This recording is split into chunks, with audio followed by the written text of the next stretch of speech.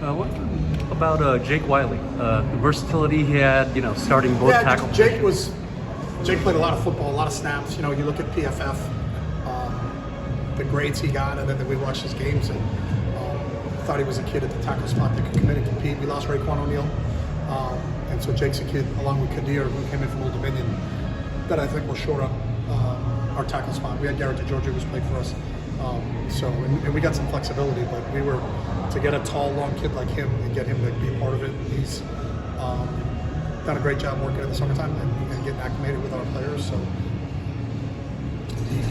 he's a really good addition for us right now.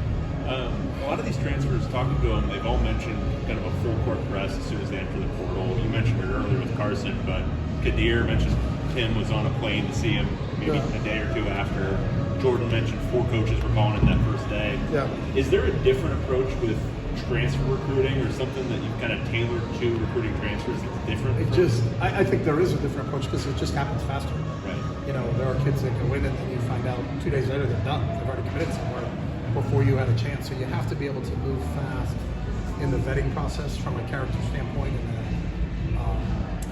and really an academic standpoint, because there's a bunch of kids that went in the portal, but they're not going to get into UCLA. And we also don't want to waste their time. Like, hey, we like you, want to bring you on a visit, but he's not going to get in. Well, he's wasting his time looking at us, and we're wasting our time looking at him. So we try to move as quickly as possible, just because that aspect of recruiting it's on hyperspeed. I want to ask this question carefully, just because I don't mean to suggest it's easy, but your players have that drill where they fumble drill, they roll over on hot turf. Did they have to get your approval for that, or and where do you kind of draw the line between something like that and what would be considered easy?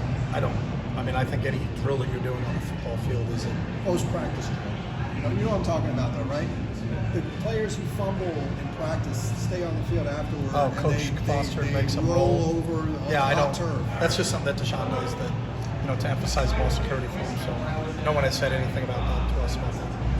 I'm assuming you're fine with it. They've been doing it for years. Yeah, they've been doing it for years. Deshaun did it before I got here.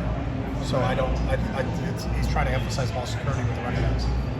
But where do you draw the line between something like that and what you consider hazing? I think hazing is something that people do that no one wants done to them. You know what I mean? And I think if someone had ever objected to Deshaun, I don't think anybody ever has.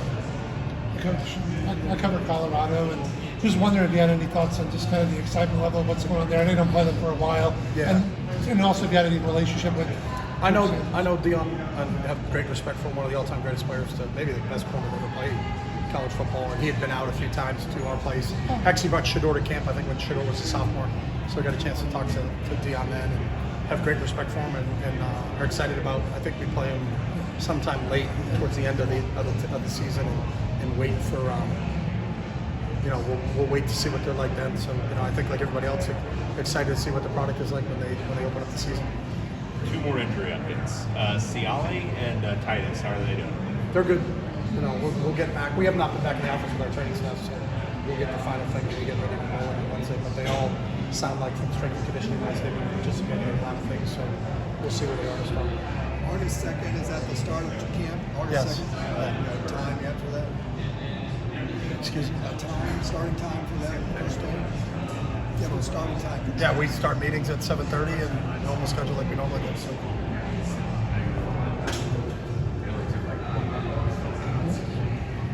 Any other questions?